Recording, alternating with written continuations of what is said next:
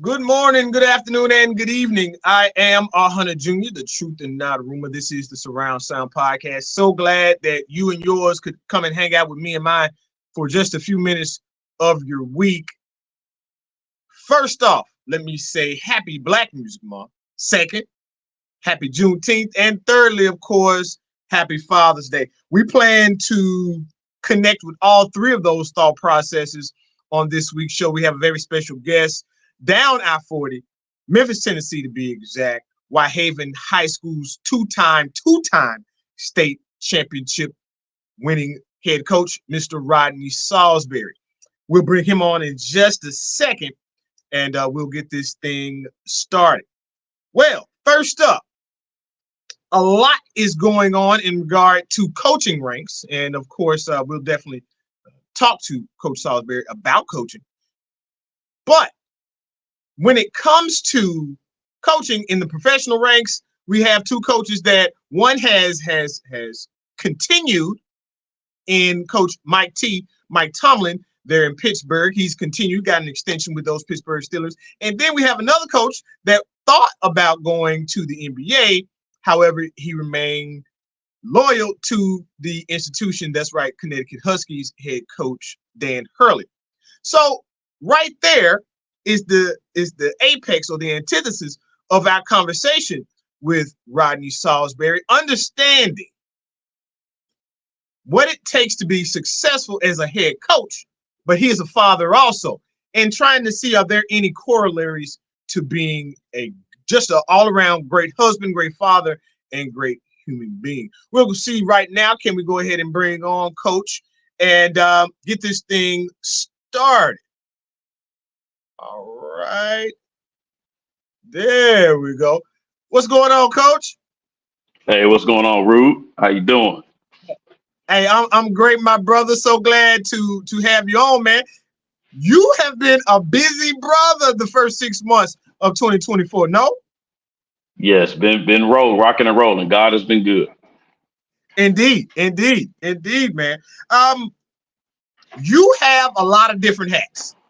Especially like I just said, for this start of 2024, you're a two-time state of Tennessee football winning head coach right there at the alma mater, Whitehaven High School. But you also sit on the board of directors for the National Coalition of Minority Football Coaches. As well, you were a UFL fellow for the United Football League's Memphis Showboats, and you are also an NCAA finalist for with the NFL's Tampa Bay Buccaneers. Tell us something. Let's start with the UFL and the Memphis Showboats. Big shout out to head coach John DeFilippo. What was that like? What has the year been like? It was a big learning experience. Just seeing at the professional level how things are done, and seeing the ins and outs, and also seeing the similarities that go with momentum and team building and all the things that go into creating an atmosphere for success. So I'm just so thankful for the UFL, the Memphis Showboats, Coach DeFilippo, Coach Flip, as we call them, and the National Coalition of Minority Football Coaches for just creating that opportunity for us as high school coaches to just see hands-on how the professional sports realm and coaching in football looks. And if you could give us a little bit of understanding on exactly what the UFL is it kind of like a training ground for moving on to possible NFL exposure and NFL talent? Oh, most definitely. You really see the landscape of how competitive it is to be a professional football player. It's like the 1% that make the NFL, and then you see that next tier of guys that are maybe in the CFL or the UFL. So it's a training ground where they get opportunity. So we have guys that had they're former NFL players that have played in NFL, or guys that are trying to make the NFL. So you have the full gamut there in the UFL. So you have veterans. Some have been on NFL rosters even as last year. Some are making a name for themselves so they can make NFL rosters this year. And some will be signed as soon as the season ends. So it's definitely a training ground for the NFL being there at the UFL. That's an excellent segue, Coach. Speaking of talented players, we have the MVP coming up in this weekend's league championship with Adrian Martinez, QB out of with the Birmingham Stallions. I mean, this dude is doing work, man. Led the league in rushing, number 3 in passing, and number 2 in total offense. Now, you guys went up against the Birmingham Stallions twice, if I'm not mistaken. What makes him special? Oh, well, obviously, this day and age in the NFL and college football, being a dual threat quarterback is just a weapon. I mean, it levels the playing field. As defensive coordinators, it makes you stay up at night because it evens the numbers having a running quarterback. So having that threat of the run is always a bonus. And then he's progressed so much as a passer. So now he's being a true dual threat weapon in that offense to skip post runs for Birmingham was definitely been an asset for him all season. Yeah, I always hear it is playing 11 on 11. Is that correct? Yes. Yeah, it makes it 11 on 11. And when you have a quarterback that's not as mobile, you technically get away with 10 on 11, because the quarterback is not a runner. But when the quarterback's a runner, you even those numbers up and you can get a hat on the hat. Again, that's the goal on offense, to get a hat on the hat in the blocking. So it levels those numbers where you can do that a little more readily. Excellent.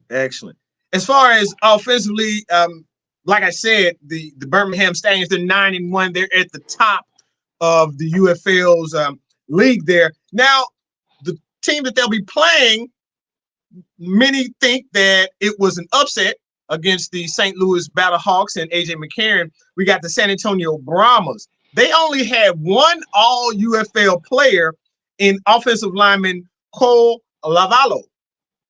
But their offense was ranked 4th, middle of the pack. And like I said, they're 7-3.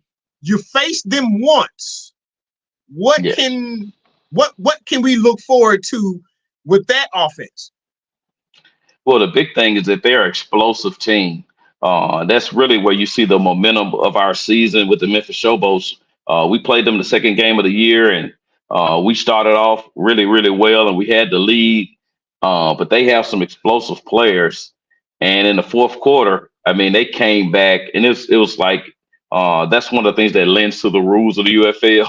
It gives you opportunities to kind of come back from behind, and they took advantage of a couple of things. They were able to score some points right at the end of the game and beat us right at the buzzer. So right at the end of the game, as the clock went out, and it was kind of the teeter of the season for us. So it took a little time to recover. Because again, when you think you have a game won and then you lose, it's always deflating to your momentum as a team. But they're explosive. They have some guys that can run. Anthony McFarland, he's a Pittsburgh Steeler. Again, I'm a Pittsburgh Steeler fan. He's a former Pittsburgh Steeler running back. And their defense flies around. They have a very aggressive defense. And Wade Phillips, their head coach, this one hangs his hats on being the defensive guy. And they play very, very aggressive style of defense. Yeah. I remember Wade, Coach Phillips back in his day in Denver, also in Houston as well. And you spoke to that team. They scored all their points against the Showboats in that fourth quarter. Lost in a nail biter by 1 point, 22-19. Okay, so. With that being said, the game is Father's Day, this coming Sunday in St. Louis. Once again, the Birmingham Stallions 9-1 of the USFL side of the UFL. And then you got the San Antonio Brahmas 7-3 with the XFL side. Speaking of Father's Day, one thing that I have found in doing research on you and for this show is leadership. You have a lot of different hats, but it's maintained that it seems that leadership is the thing that is a driving force. Off the top of your head, are there any corollaries between being a head coach at a top-notch school, no less, and being an awesome father? Oh, it's essential. You have to have the ability to lead men. And as a father, your number one goal is to be a leader of your household. And to be even more pointed is to be a pastor of your household. You have to raise your children, grow your children. One with that in mind, teaching them the way to go, showing them the way to go, and to being a model for them. So it's a direct correlation in the coaching, because your goal as a coach is to model behavior, set them up and establish them, and knowing how to act, how to respond, how to overcome adversity, all those different things that life is going to throw at you. And football is a great teacher of that. And sports in general is a great teacher of that. But football specifically, since that's the arena that I'm in mostly, it's a great microcosm of what it is to be a father, or vice versa. If you want to say fatherhood is a great direct correlation to being a head coach, because you have to be a teacher, you have to be a molder of men, and just be able to show the way and know the way, so that you can help them go the way. That's awesome that you said show the way. One thing I learned, now I'm not a father, but I am an uncle of many nieces and nephews. And one thing that I learned, women do most of the heavy lifting, but what men do is actually show what it takes to be a man, show what it takes to be a father. And that, of course, I've seen you up close, Coach, and I would definitely say that you are one that shows the way. Speaking of shows the way, I would be remiss if we didn't also talk about the NCAA finalists and you being with the Tampa Bay Buccaneers this early 2024. Tell us how it was being with Coach Bowles and the Bucs staff. It was an amazing opportunity, unique opportunity. When it came across in the fall that the Tampa Bay Buccaneers were going to have a National Coaches Academy, really didn't think it was a major thing. We knew it was a great opportunity, but did not know the significance at the time.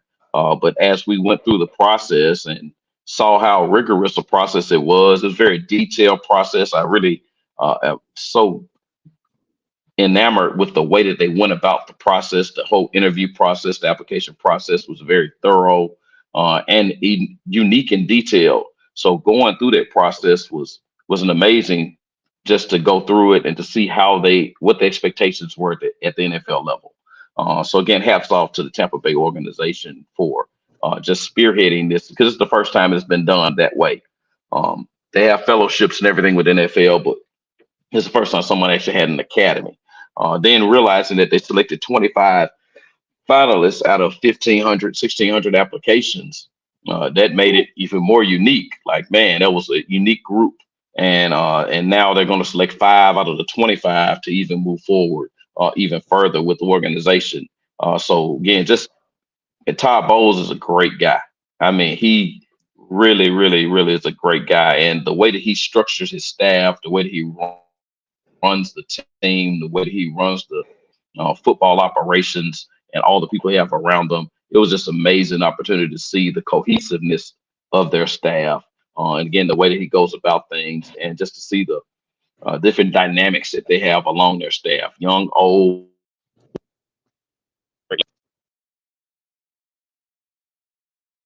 All right. I didn't quite hear the last thing you said, Coach. Could you repeat the last thing? The last thing I heard was the uniqueness of the staff. Oh, I was just saying, yeah, uniqueness of the staff. Practice getting ready to go on, man. My phone's. Oh, okay. Okay. We're gonna go ahead and speed on through this so we can get you out of here. Because yes, summer practice is coming up, and that's an excellent. We got time. We got time. Yeah, we got time, but it's just the phone started jumping. Now you the head coach, everybody started calling. Yeah, I can definitely dig it. Whitehaven football. Okay, the schedule is out. Two games stick out to me, but of course I know you want to take them one by one, but I'll just tell the people that are following us. We open things up. Central August 24th, and then Germantown October 4th. I'm gonna just say those two. But being a head coach in an area such as Whitehaven, it comes with some additional pressure, if you will. And I understand that you're vice president of the board of directors for the Respect the Haven Community Development. Big shout out to Jason Sheriff. What exactly is that work doing to foster good relationships in the Whitehaven area? Oh, it's just a great community. Again, we always have the mantra that no one is coming to save us. If we want our Amen. community to be uplifted, we want redevelopment, we want regeneration, we want all these things for our communities. It's going to take us to get out there and do the work ourselves. We're going to have to go out there and be involved and engaged in the community. So with Jason Sharif, I've been dealing with him with the Brothers Roundtable, now with Respect the Haven Community Development Corporation. Again, you want to be an active part of bringing notoriety, recognition, and development to your neighborhood. Again, your community is only going to rise to the level of the men that you have involved. And so we Amen. need men to be engaged in the community. So I don't want to talk about it. I want to also be about it. I'm just we're going to be active, and they're going to see. And I want my kids to see me be active in the community and get things done. Excellent. Excellent. Uh, One more thing, Coach. I know your ties here to Nashville and the Tennessee Titans. There was a diversity summit. Could you give us just a few anecdotes about that and what you thought here with the Tennessee Titans? Again, a hats goes off to Josh Corey, Director of Community Relations there. I think his title may have changed, but Josh Corey for opening the doors, and because it's been a transition of coaching staffs there in Tennessee. So Coach Yes. Vrabel allowing it to happen last year, and then Coach Callahan seeing the opportunity and still allowing us to do it for the second year this year with Diversity Clinic. So Dwight Huntley and I, who co-founded the Minority Coach Association of Tennessee, working in partnership with the Tennessee Titans. Again, what an amazing opportunity to, again, just kind of take the veil, get behind the curtain and see what they do at the NFL level. Able to talk to the strength staff, offensive staff, defensive staff, the head coach, go to practice, see how they practice, see what they do. It was just great just to be able to just, again, get firsthand knowledge, firsthand information from them. And they opened their doors to us. So, again, thankful for Tennessee Titans for embracing the coaches in Tennessee. And they do it across the board. Even with the Tennessee Football Coach Association, we have recruiting fairs there and everything else. So again, hats off to Josh Corey for just being a spearhead behind that process. Again, so it was just great, man. Coach Callahan did a great job. And again, I just really enjoyed meeting him and his staff as we just looked at, again, have good football in the state of Tennessee. Excellent. Coach, I'm going to let you get out of here on this one. I just want to mention a couple of names just so our audience understands the legendariness, the lineage even of the coaches that came prior to you. You had Stan Collins, who is now someone that works in the administration there at Whitehaven High School. You have Coach Hunter, who is now literally the the principal of Whitehaven High School. And then, of course, you had Coach Maurice, who is now he was a coach at Ole Miss and now at Auburn. Coach Rod, you've been there for a multitude of years. You started in '98. You've been 2 decades now. What is the one thing or the main thing that you see between being a successful football coach and a great father? Well, first, again, just want to give kudos to the names that you mentioned. Again, we stand on the shoulders of giants. That's one thing we want to do in our neighborhood. We want to just keep building upon building those relationships. So it started, the foundation was built with Coach Collins. Started on with continued with Dr. Hunter and Coach Harris, Maurice Harris, and then myself, again, just standing on each and just keep stacking and reaching higher. But it's the one thing, again, is being authentic and just being a good person. Again, God has all of us here for a reason. And the reason we're here as men, we need to be producers, providers, and protectors. So all of us have a duty to grow other men. It takes a man to grow a man, to teach a man to be a man. So all of us have that duty to be producers and to just continue to keep duplicating what a good man is, because we need that in our communities. And again, just being a provider, you got to go out here and work. Again, you got to go out here and work and get the job done, provide for your family, provide opportunities, and provide a cultivation of an environment that's going to help men grow and become the men that God made them to be. And then lastly, just be a protector. Again, we got to protect our community. No one's coming to save us. We need men to be men, and just to step up and just, again, be those strongholds in the community that can help. So again, that's fatherhood, coaching, all of that just bonds together. Because again, we just need to build our community up, and our community is built by having strong family units, starting with men being husbands and being fathers in the household. All right, Coach. Thank you so much. How about this? The first or second Tuesday in December 2024, you'll come Yes, back sir. and we'll be talking about a championship. How about it?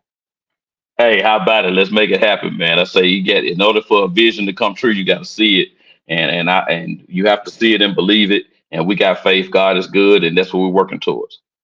Amen. Amen. Thank you so much, Coach. We appreciate your time and your information. You have an awesome rest of your day, man, and a great football season coming up. I appreciate it, Rube. No problem. All right.